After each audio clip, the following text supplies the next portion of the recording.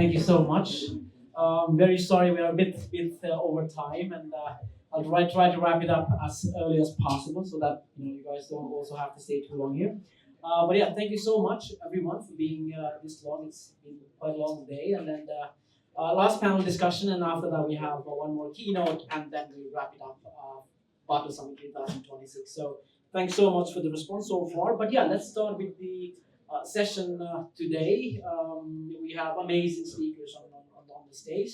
Maybe we can do a short intro from all of us. Maybe we can start with Monika, telling a bit about who you are, what organization you're representing, and what role, for example, Enfuce plays in the Nordic startup ecosystem.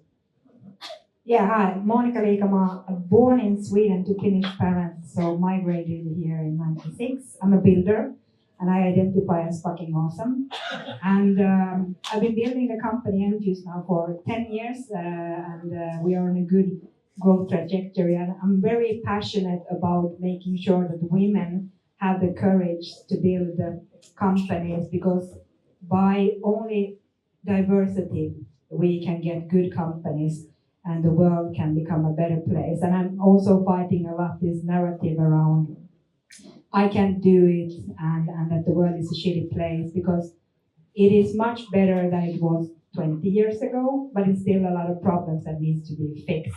And Enfuce, what we do is payments. So we've been part of enabling payments, and we have around 26 million customers globally, and focused in Europe, Middle East, and Brazil at the moment. But personally, I've been part of trying to be as active as possible in the community, and helping in any way I can to share the highs and lows of my career in a way that it hopefully inspires and encourages others to build stuff. Thank you for having me. Wonderful. Great to have Monika on here. And also, by the way, you're Power Woman FinTech 2025. Yeah, I have so many titles, but I know. Power Woman, wow. But this was the recent one. So Yeah. just wanted to say. I love you. Yeah, mention that. But great to have you here, of course. What about Jussi? Yeah, I'm Jussi. I'm an inception stage investor.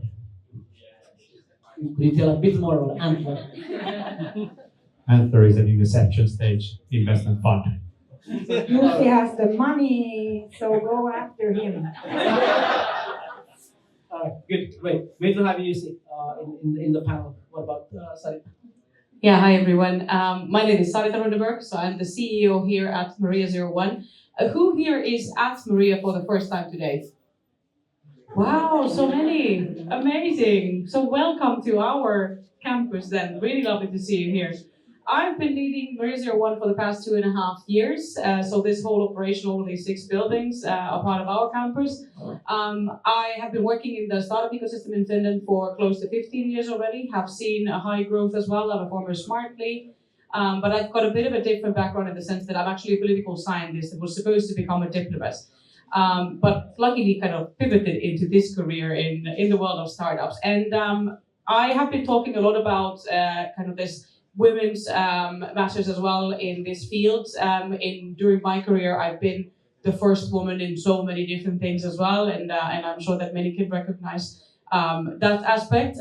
But one of the things that I'm really focusing on in this role at Maria is really raising the ambition level that we have in Finland, and really making sure that we have everyone who's building, regardless of whether they're men, women, or other minority founders, that everyone here would have a much higher ambition level. So therefore, for example, we at Maria, we are focusing on working a lot with the international community. We're also bringing a lot of international startup founders to Helsinki, so that we can also kind of give a wake-up call to our local founders here and kind of give that boost that we would see how are things built outside of Finland, that we don't get comfortable with how things are here, but we actually need to run a bit faster still. So raising the ambition level all around is what I do. Wonderful. Great to have Sarita on board also. Maybe one thing I can ask directly, Sarita, of course the impact report was there few days ago, and I think 42% of the startups at least has one international founder. So I think that is something that of course Maria is doing really well, and of course providing the platform for not only Finns or international, but of course a lot of underrepresented, for example, founders in the house. I've been going around Maria for quite many years through different organizations, and it's always every day there's a lot of action going on and a lot of different events and how to engage the community. And that is something that I think we, as coming from outside, we really value a lot. So thank you so much for that, and also for providing the venue. All right, cool. But let's jump directly into the question, and I think Jussi, I would love to get back to you in terms of the investment aspect. What do you think in terms of the Nordics, especially in terms of the capital? Do the startups have enough capital, or do they have to directly from day one think about going abroad? Of course, you have the residency program, you have your own Nordic fund. How do you see the overall kind of like situation at the moment? No, I think there's a crazy amount of capital in the Nordics and Finland as well. I mean, there's public grants, there's a lot of angel money, there's a lot of early stage funds. I don't think that's a bottleneck, to be honest. I mean, of course, everybody can, claim that it's difficult to get funding, but that's life. That's the way it works, and that's the way it's supposed to work. Like, there is a selection mechanism at play, right? And just have to kind of accept that and kind of figure it out and then find the funding. But there's enough opportunities, enough capital. I would say that's not the biggest problem by any means, I think. Maybe if I can comment, so I think the bigger problems can agree very much with Jussi, but what we see here is that we don't have enough of those startups, that there would be very much capital around if there would be more startups. So Finland has been on the decline when it comes to the amount of founded startups, and I think that's where we could do better, and that's exactly where we would look at again at the international community as well. And another problem that we also see why Finnish companies need to go kind of outside very quickly, which is also a good thing, is that whenever looking for design partners, pilot partners, very many like kind of more established Finnish companies are right now in this economic situation quite risk averse. So we see a lot of companies going out to Germany, to different parts of Europe, different parts of the world, finding the pilot customers there because there's none back home here that would actually start trying. But then again, going global is a very good thing because then Finnish companies will need to do it very quickly anyways. Yeah, it's a good data point. And like, you can Google us, Antler, online and see what we do. I'm not going to go into that.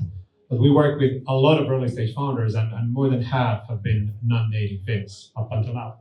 So it's a huge thing for us, the international community, people wanting to come to Helsinki to build, or having first come to Helsinki and then want to build. But I mean, it's very important for us. Like, super important.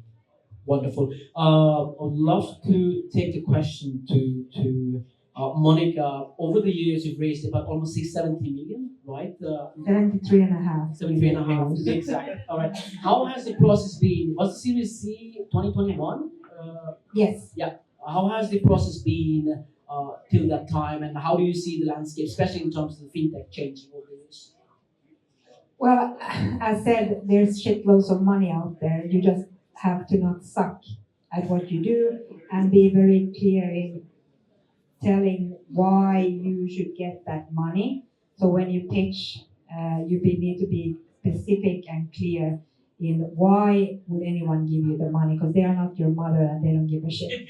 So I think in general, like looking at where we started, we were bootstrapped and we were profitable, and then we took actually first 5 million for growth was debt funding, because I'm an old banker, so I didn't know about this VC thing. So I think like it is much easier today to build a company than it was when I was younger. So you have no reason not to do it.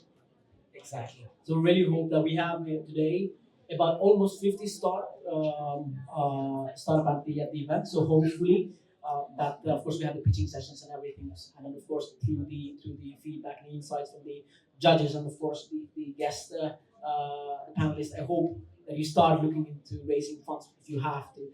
Maybe now we can move into a bit about the internationalization, a bit about the talent. This is something that we wanted to talk also about, and the impact report. Sorry, I wanted to go back again with 42% international kind of like a founders being there. How do you see talent, especially now in Marezo? I mean, there's compared to 5 years ago, there's so many people every day. There's like more and more people adding up. How do you see the overall talent aspect going on, especially when you are creating or leading a startup hub like Marezo? I mean, obviously, the market situation has been very challenging. There has been a lot of startups that have not been able to grow their teams. The teams have had to stay quite lean, so therefore there hasn't really been a whole lot of kind of job opportunities in startups. Obviously, this depends on the industry. Some companies that are focusing on AI, focusing on defense technology right now, for example, are hiring massively. So we see some kind of like growth trajectories that we haven't seen possibly ever. Like companies that a year ago hired their first employee and they're well over 100 right now. So this is something quite unheard of. So there are kind of opportunities all the time.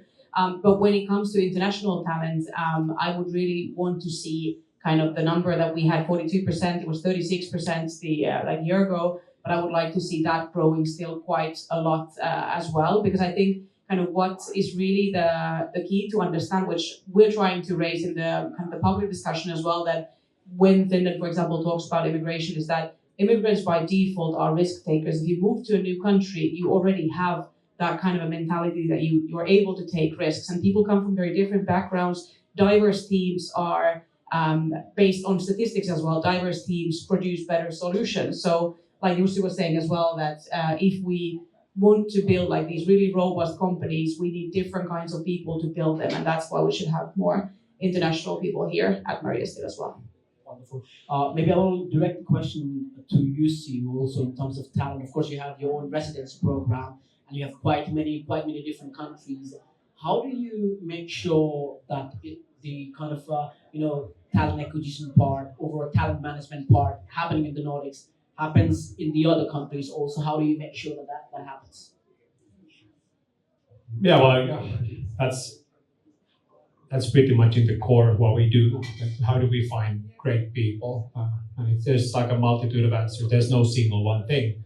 But of course, the way people behave is that great people want to be amongst other great people, like smart people. So you have this kind of accumulation effect, and you can build clusters. I suppose Maria is one hub. Yeah. We want to be one kind of a hub for those kind of ambitious people, be it then in Helsinki or Stockholm or whatever city, right? But then the question, of course, becomes that how do you get that ball rolling? How do you get the first superstars in that will then draw in the next one? And what can you do to help facilitate that process and whatnot? So we source founders or talent from so many different places. There's no one single answer to that. But I mean, that's what we do, and that's, to be honest, that's what most of the startups should be focusing on as well. Like, how do you find the great people? That's oftentimes the biggest bottleneck, the most difficult thing to solve. Because if you find great people, like really, really great people, your company will do pretty damn good, I think. So it's, of course, it's something to focus on, and something to be honest, something that I believe that founders are almost no one is spending enough time on. And that's what differentiates the best companies from the mediocre ones. You really focus on just finding the best talent possible. Absolutely. What about Monika? I mean, when you're scaling the company up overall, how has it been to find that particular superstars that can take the company forward? It's very challenging, and I think as a founder, it is also good to understand that when you put the company first and the company mission, what you're looking for and understanding is very seldom people are part of the journey for a long time, because you need them to bring stuff that you need for the tape for that certain time, which means that if I look back, I probably hired 500 and fired 300, because we're about 200.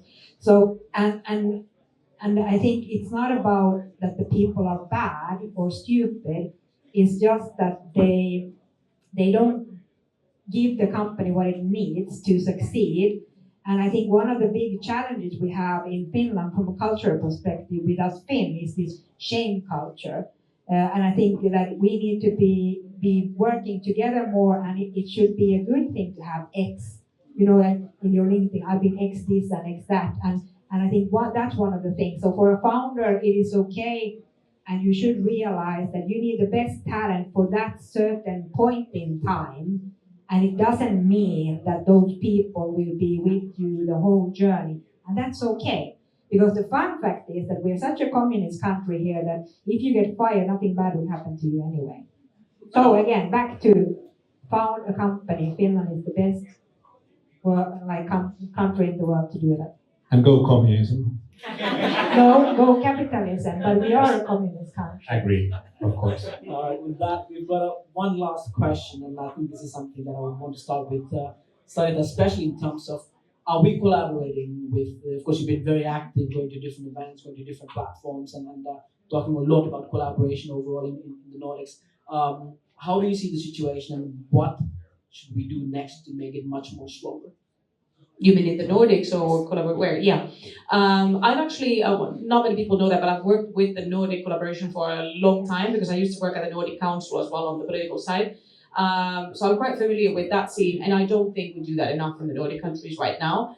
There's a lot of learnings that I think we could take from each other. And we, for example, right now in the past couple of weeks, we've been building a lot of this foundation for the big Nordic hubs to collaborate with each other. So there's a big hub similar to ours in Oslo, another one in Stockholm as well, that we're trying to kind of build this network that how could we work more together so that instead of having individual countries, we would have this sort of a Nordic region in which the founders are able to move freely as well and able to build these businesses, and we're able to take advantage of like kind of the special maybe areas of expertise in different fields as well. And that I think is something we should do more, especially in this specific time when the world around us is really in very much turmoil. And I think in the Nordic region, we still share the same value base, and we still appreciate, for example, nature and health and well-being, all these things that are maybe being questioned right now in very many other parts of the world. So therefore, I think this could be like kind of Nordic's new strength, especially now that thanks to kind of the AI boom in Sweden, we are attracting a lot of international talents, international investor attention as well to the Nordics. So therefore, this could be kind of one of the big angles that we could work on. Yeah. Jussi, how about you? I mean, being all over, like very active in Nordics. What are your thoughts on this? Well, yeah, I think we have a chance to.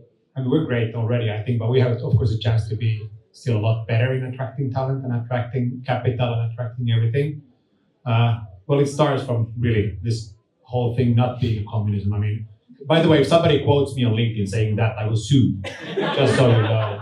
It doesn't matter because we're Finland. Nothing bad will happen to you anyway. Again, do that. No, but I just it's just a question of doing things and being ambitious, being bold. I guess as a venture capitalist, what's the most boring thing to see is a boring pitch. Something that's like not bold, not crazy enough, like just too ordinary. So it starts from that, and like some great examples from some young people who've been building stuff recently. Let's take Freight, for example, out of Otaniemi. I guess they're moving now downtown, or take the founder's house and wave and whatnot. And it just shows that like being bold enough, you can do really, really, really cool stuff and get the attention. These kind of initiatives draw way higher quality investors, for example, to Finland than many things that have happened in the past. And that kind of stuff is so important. And just kind of increasing that ambition level, that boldness level, I think that's what it takes. And that's what we can improve. And if I can comment, I think what I always say to people, because we talk a lot about like, put your ambition so high that it scares you. Fuck that. Put it so high that you think it's ridiculous and still not big enough. So in a way that you're a bit shamed is so fucking big, and people talk that you're a lunatic. I mean, Jussi said that's where he puts the money. Lunatics. Exactly. And like you mentioned, and all this Freight and Founders House, I mean, these are initiatives definitely putting Nordics on the map. Exactly like Sarita mentioned, also with the AI boom and with the Stockholm on the scene, it's definitely putting a lot of eye on the overall Nordics and also in Finland. But yeah, with that, I would just like to thank the whole panelists again. Thank you so much for sharing your insights, and thank you so much for listening to us. Thank you.